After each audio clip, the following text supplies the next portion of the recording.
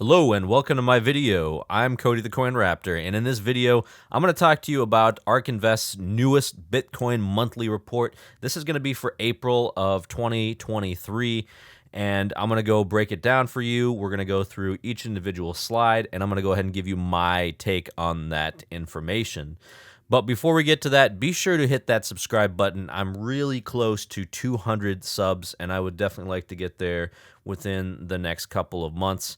And if you get a chance, please hit that like button if you enjoy this content. So we're going to go ahead and get right into it. Now, we have here, as usual, as we go through the market summary, and then we go through the individual charts. So we have here for market summary is they come out and say that Bitcoin has been very resilient over the last month, the month of April, and long-term holder activity and strong network usage indicate a bullish trend for Bitcoin. This is something I've been looking at quite a bit myself, and we're going to get into the specifics in the upcoming slides here. But they talk about SOPR. We're going to talk about SOPR a lot. We're going to talk about the transaction count. We're going to go through the technicals and the 200-week moving average, as well as the realized price as well. And then at the bottom, we're going to get through the last slide, last couple of slides that has to deal with the macroeconomic data and what's pointing towards a recession. So we start here with the price and on-chain activity. And what they have is mostly everything staying the same except for miners revenue being down slightly 1% 1 month over 1 month. And it doesn't really seem to be a large difference, but they've downgraded this from bullish to neutral. And then they also have time weighted turnover. So that has increased by 8% over the last month. And again, they've downgraded this to a neutral view as well. And so what we have here is just more coins changing hands and a larger turnover compared to the last month. Next, we go through the Bitcoin cost basis, the long-term valuation, the short-term valuation, and the market sentiment. And in ARK's view, these are all bullish metrics right now. They haven't changed this. This has stayed bullish through the last month. And next, we're going to go through the on-chain activity. They're coming out and saying here that the moving average and the realized price are crucial supports, and those are levels that I've looked at several times in the past. They specifically say the realized price right now is about 20,000, and the market price right now being at about 29,230, and the 200-week moving average being about 26,000. So those are the crucial supports here. The 200-week moving average at about 26,000 and the realized price at about 20,000. And I would also expect that those are going to be some strong points that buyers are going to step in and buy and move the price higher from there. In fact, I would like to personally get into Bitcoin around that range if Bitcoin ever does come back down to the realized price about 20,000, or if it comes near the 200-week moving average here at about 26,000. Next, they're going to talk about the transaction count, and the transaction count right now for Bitcoin has actually gone up a healthy amount, and the reason for this seems to be the fact that there is a rise in ordinals and inscriptions. So we've talked about ordinals in the past, but we're seeing a rise in the Bitcoin transactions, and that seems to be due towards to the number of people that are using these ordinals and putting inscriptions onto the blockchain itself and making their own Bitcoin NFTs. So this is definitely bullish in ARK's view, that they're saying that it has a pretty large increase year over year, and this signals bull market conditions. Next, they talk about the long-term holder SOPR. So this is the spent output profit, the spent output price ratio. And the way they define long-term holders is wallets or addresses that have held Bitcoin for at least 155 days. Now, what they're saying here is that the SOPR signifies when it crosses this dotted line here, this one line, when it crosses this one line, that most of the Bitcoin market is selling at a profit. And that is a complete reversal from what we've seen earlier on the year, where it has mostly been below this one line here. You can see in the in the chart itself. Most of this time it's been below 1, and about January or so of 2022, we saw it actually cross below that 1 line, and now it's starting to come back up again, which means that the market is, broadly speaking, in profit, especially for long-term holders. Now, they also go ahead and briefly comment upon something that I think is probably one of the most important slides on here, and that is what is going on with Mt. Gox and specifically with the U.S. government's Bitcoin balance. So what we've talked about this year and a little bit of last year is the fact that the government has a significant amount of Bitcoin in their wallets, and it seems to be about 205,000 Bitcoin that the government owns, and at some point they're going to be selling this Bitcoin. And in addition to that, we also have the Mt. Gox redistributions. Not 100% sure if those are going to wind up being sells or not, but it's something that we need to monitor. Now, as for ARK, they've come out and they've said that the government has sold about 10,000 Bitcoin or so, and that's it so far. Now, as for the Mt. Gox, release of those Bitcoins, they have not really seen any sort of selling associated with those Mt. Gox Bitcoin. Now, that's not to say that it's not going to happen in the future, but so far they've said that it hasn't happened just yet. And again, I'm not even entirely sure if the people who are receiving their Mt. Gox Bitcoin distributions are even going to sell. But I am fairly certain that the Department of Justice, the DOJ, is going to be selling their Bitcoin at some point in the future. And most likely they will telegraph that well ahead of time with releases, and I will cover that on the channel. Next, they also come out and say that for Ethereum, what you have here is deposits beginning to outpace withdrawals after the Shapella upgrade.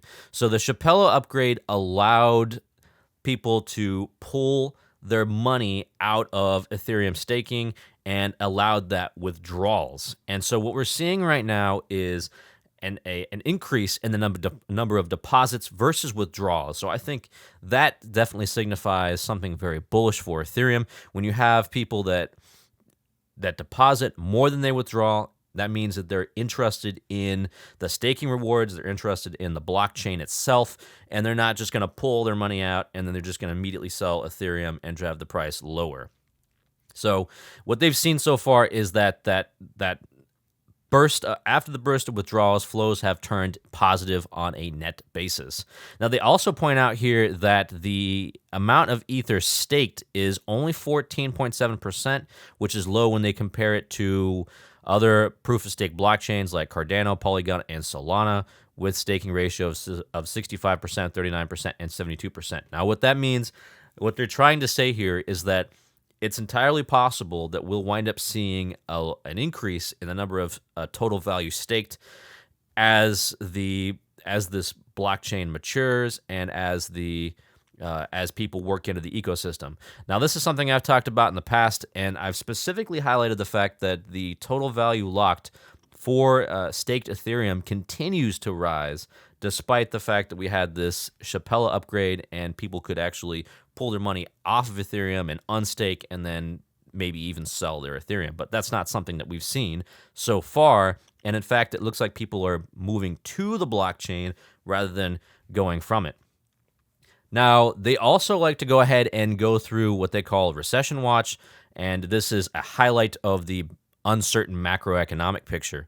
So what they have here, the first thing they're going to talk about is the leading economic index.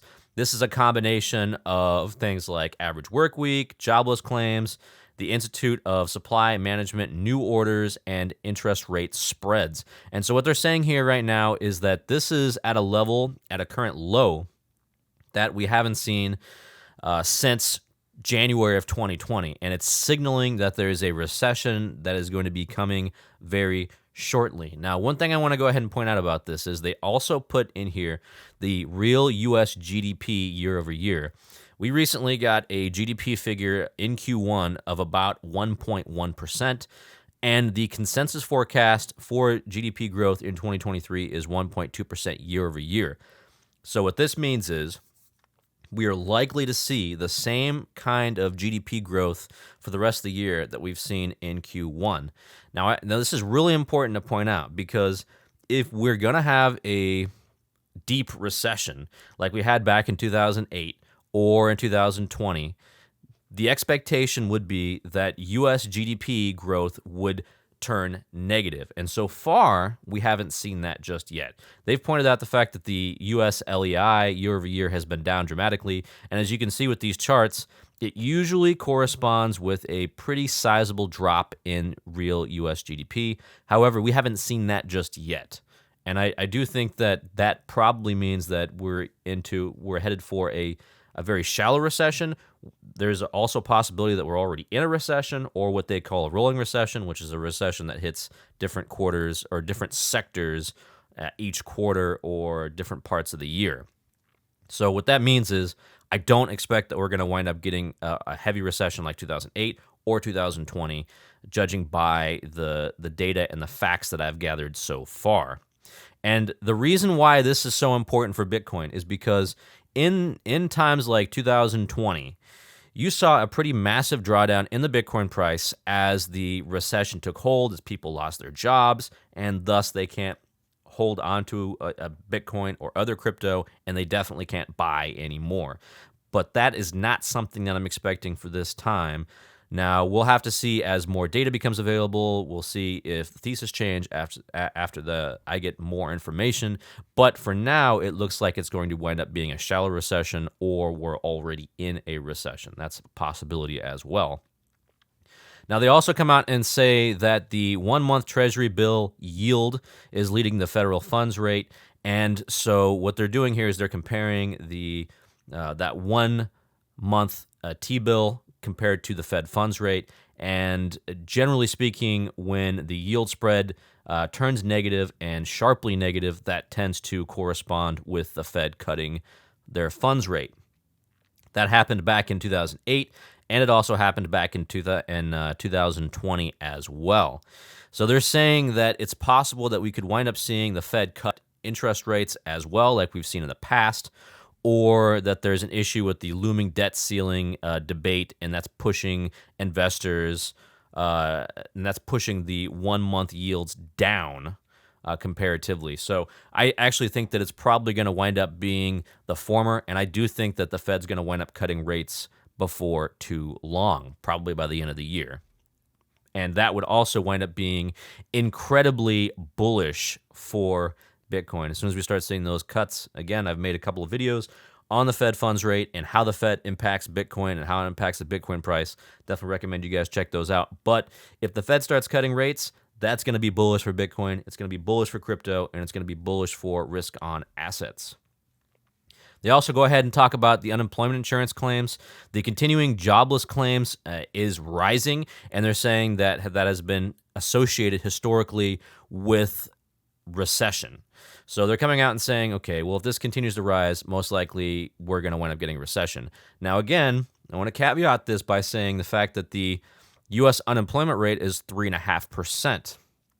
Now, usually, you can't have a strong recession without having the unemployment rate spike dramatically. Again, like 2008, where it shot to double digits, and also in 2020, where it shot up dramatically. We have not seen that just yet, and I think that it's going to be very difficult to have a deep recession or a lasting recession if the unemployment rate stays steady, or even if the Fed's sitting here and they're forecasting 4.5%, it's entirely possible that it still will not wind up being a deep recession. Okay, so let me go ahead and give you my breakdown of the report here and a quick review and summary. So ARK Invest puts these monthly Bitcoin reports out, and lately they've been trending bullish. They have come out and they've said the blockchain is getting stronger, the Bitcoin economy is getting stronger, and the only thing that's holding us back right now is the uncertain macroeconomic picture. And I do tend to agree with that, because the information that I've gone through, the data that I've gone through, tends to match up with what ARK Invest has been putting out in these Bitcoin monthly reports.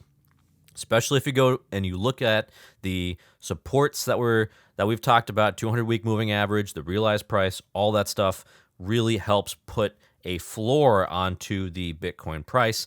And especially as long-term holders continue with their conviction, that also puts a floor under the price as well. The Bitcoin economy is strong and it's gaining momentum, especially when you see new use cases pop out, like ordinals, like Bitcoin NFTs, and especially as we start to see the expansion of the Lightning Network, which can facilitate Bitcoin transactions and Bitcoin payments at a speed which the Layer 1 blockchain cannot match. Now, I do think that most likely we're going to wind up seeing some choppiness this year. This year is going to be a tough year for Bitcoin, specifically for those macroeconomic conditions. But if we can get out of this year, 2024, we have the next Bitcoin halving, and that is going to be the next major Bitcoin event. That could push us into the Bitcoin bull market, and especially if the Fed cuts rates at the end of the year or the beginning of next year, that can also be fuel for the fire for Bitcoin to run back up to the all-time highs again. All right, so that's all I've got for you guys today. If you guys like this content, let me know. Like, subscribe, and go ahead and follow me on Twitter for the most up-to-date information. And be sure to, if you're interested in this content, leave a comment below. Tell me what you guys think about the Bitcoin Monthly, and if you think ARK Invest is offsides on this, or if you guys think that they're perfectly reasonable in their assumptions. Definitely interested in hearing about that. This is Cody the Coin Raptor, and I hope to catch you guys on the next video.